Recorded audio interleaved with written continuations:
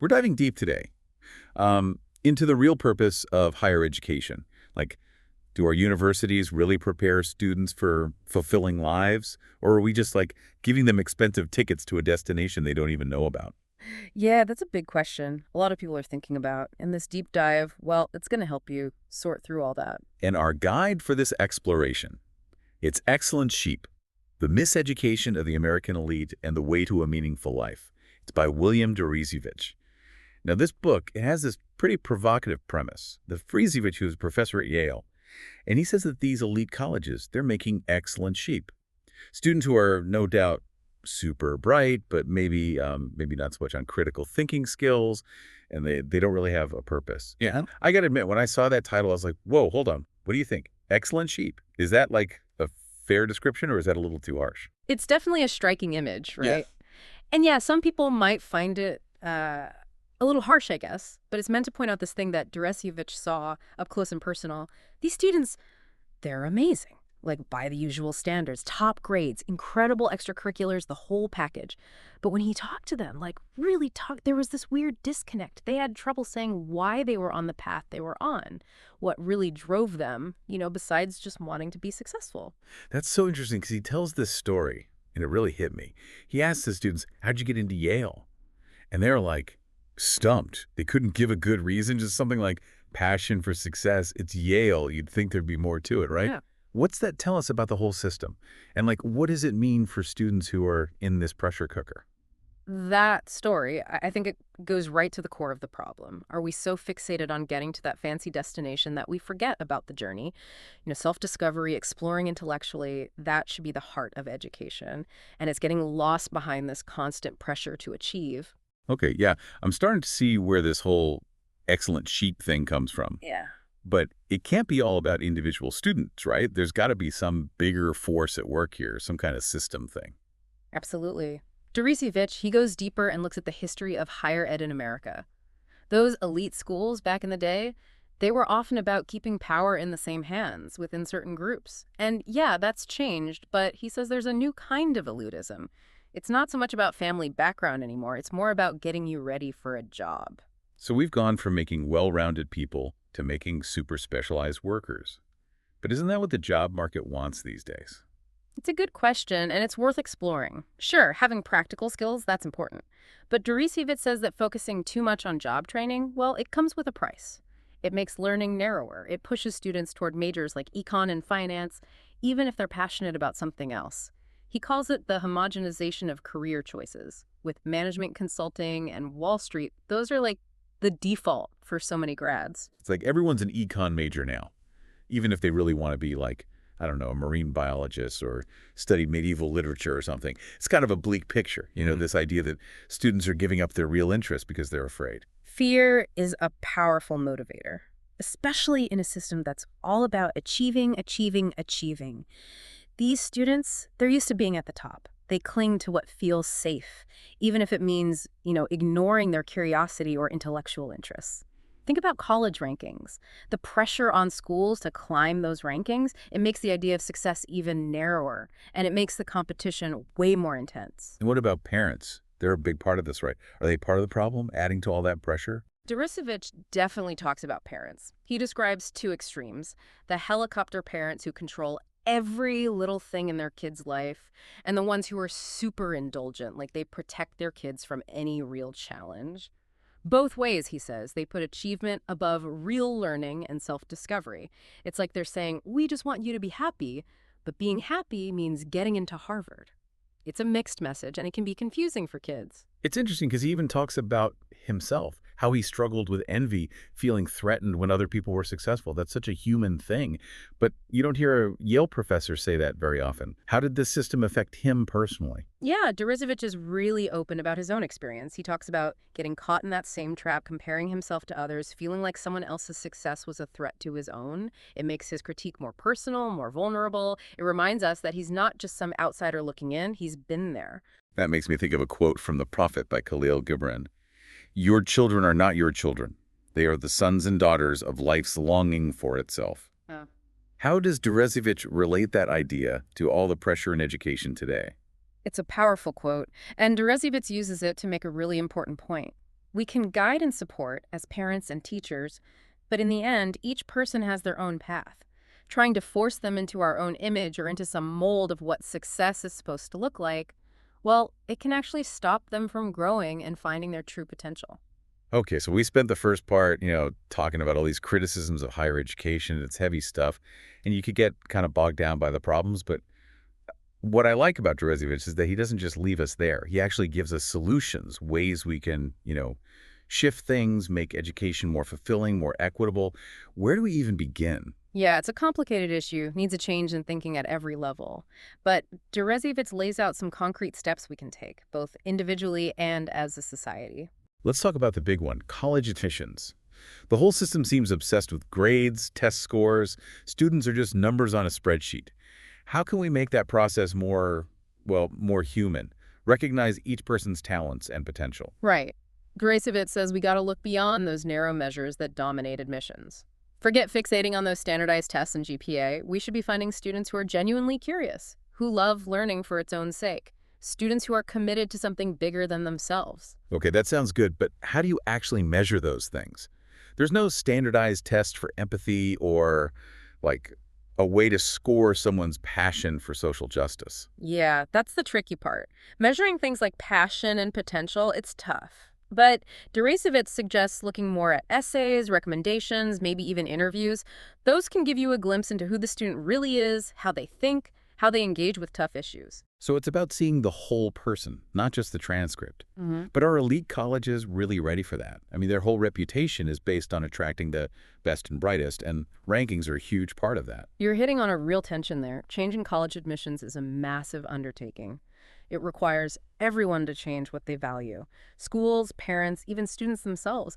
They all need to buy into the idea that a well-rounded person, someone passionate about learning and giving back to society, that person is ultimately more valuable than someone who's just good at checking boxes. But let's not forget the cost. Yeah. College is crazy expensive. It's basically a luxury good, out of reach for so many talented students who deserve a chance. You're right. Affordability is a major obstacle, and Deresiewicz tackles that head-on. He proposes a multifaceted approach: more government funding, tuition help, and finding new, innovative ways to pay for college. So it's not just about making tuition cheaper. It's about making higher education a real possibility for everyone, no matter their background. But some people say, not everyone needs a college degree.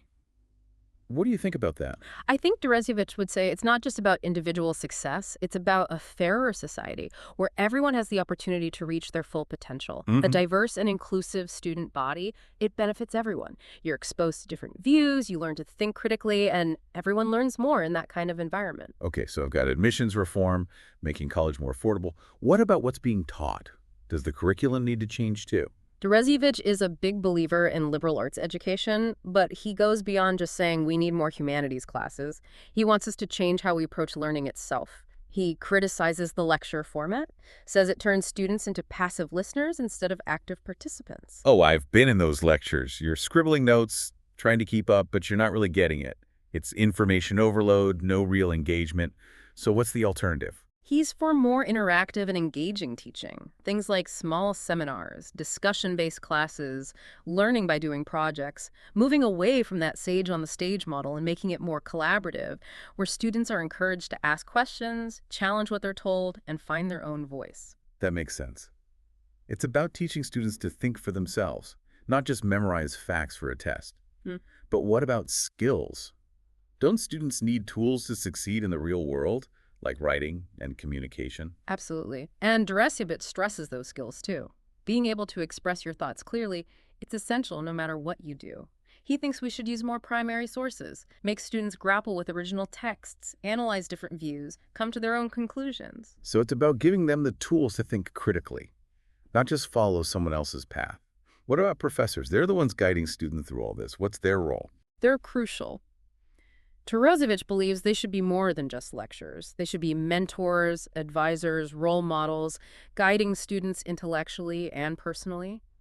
He wants professors who are approachable, who will talk to their students and really care about their growth. I think about my own college experience, and the professors who really made a difference were the ones who challenged me, who pushed me out of my comfort zone, who saw something in me that I didn't even see. Those are the educators who make a real impact. But Deresiewicz also critiques the tenure system, says it often puts research ahead of teaching. He thinks we need to rethink how we evaluate and reward professors, putting more emphasis on great teaching and mentoring. Right. If we want to put students first, we need to value the people who are working directly with them, the ones shaping their minds and helping them grow. It's about a system that supports and encourages professors to be the best they can be as scholars and as teachers. Okay, passionate professors, a new curriculum, a system that rewards good teaching. What about the students themselves? What do they need to do? That's a great point. Deresiewicz says students need to own their education. They need to be active learners, not just passive sponges. They need to be curious, explore different viewpoints, develop their own voice, and see college as a chance to learn and grow. So it's not just about going to class and doing the reading. It's about engaging with the material, asking questions, challenging assumptions. It's about embracing the unknown and being open to new ideas. He wants students to connect with their professors, to seek out mentorship, and to see their professors as partners in learning. He also talks about how important it is to build relationships with other students, to have intellectual debates, and to learn from people with different backgrounds. It's about creating a learning community, a place where everyone feels supported and encouraged to grow. I remember those late-night talks in college, debating philosophy, politics, everything. Those were some of the most important experiences for me. Those informal interactions, they're so valuable. They give you a space to explore ideas, to challenge each other's thinking, to really find your voice. And at the end of the day, Deresiewicz reminds us that college isn't just job training. It's about preparing for life. It's about developing skills and ways of thinking that will help you in every part of your life, whether you go down a traditional career path or create your own. He wants students to think big, to consider the impact they want to make on the world, and to follow their passions, whatever those may be. But even if we transform higher ed, we can't ignore the bigger picture, right? Our culture is obsessed with individual achievement, with winning at all costs. You're totally right. We can't just fix education and ignore, the whole culture around it. It's like trying to grow a flower in bad soil or something. Yeah. What does Deresiewicz say about, this pressure cooker that's shaping what we value? Well, he says that how our society is set up now, with all this emphasis on, individual achievement, material success, all that, it's actually making it harder to cultivate the kind of leaders we need for the future. So we're not just making excellent sheep, we're encouraging it. But what's the alternative? A little competition? It's not a bad thing, right? Right. Deresiewicz isn't saying we shouldn't have ambition or try to be excellent, but he wants us to rethink what success actually means. He says we need to move away from this me first, money focused way of thinking, and embrace something more, more holistic, more community minded. It makes me think about how we usually see leadership, like the person at the top giving orders. Is that the kind of leadership Deresiewicz is talking about? He actually challenges that view of leadership, just being in charge. He says real leadership is about critical thinking, creativity, and having the guts to question things. It's about having a vision for something better and being willing to take risks, try new things, and not be afraid to fail. That's part of progress. I like that way of looking at leadership. It's not about ego or being in control. It's about vision, courage, and being open to learning and changing. But is there a danger in going too far the other way? Don't we also need to, celebrate when people achieve things, encourage them to be their best? Yeah, it's a balancing act for sure.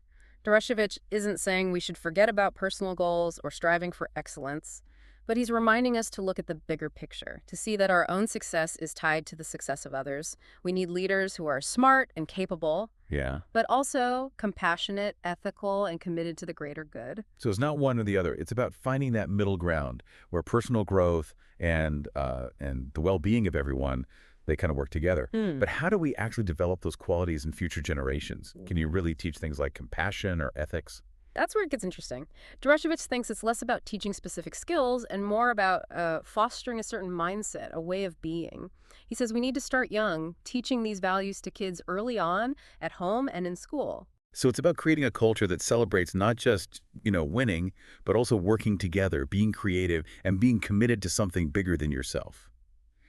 But it's not just about raising kids differently, right? We as adults, we have to show those values in our own lives. Exactly. Deresiewicz challenges us to look at our own priorities, to figure out what really matters, and to find ways to, to make our work match our values. He wants us to live with purpose, to find meaning not just in our jobs, but in our relationships, our communities, and in giving back to something larger. This has been such a thought-provoking deep dive. It's easy to feel overwhelmed by all the problems with education and, society in general. But Deresiewicz gives us some hope. He reminds us that change is possible, but it takes all of us, each of us doing our part. Yeah, it starts with questioning what we think we know, challenging the way things are, and choosing to live in a way that reflects our values. We're all connected, and the choices we make, they affect everyone around us. This deep dive has been a powerful reminder that education isn't just about, facts and skills. It's about developing our humanity. So if excellent sheep are what we're getting now, what kind of shepherds do we need to lead us to a better future, one that's more fulfilling and fairer for everyone? That's a question we all need to think about. It's not an easy one, but it's a question that deserves our attention, our careful thought, and in the end, our action. Thanks for joining us on this deep dive. We hope it sparked some new ideas, made you question some old assumptions, and inspired you to keep thinking critically about the purpose of education and, what kind of world we want to live in.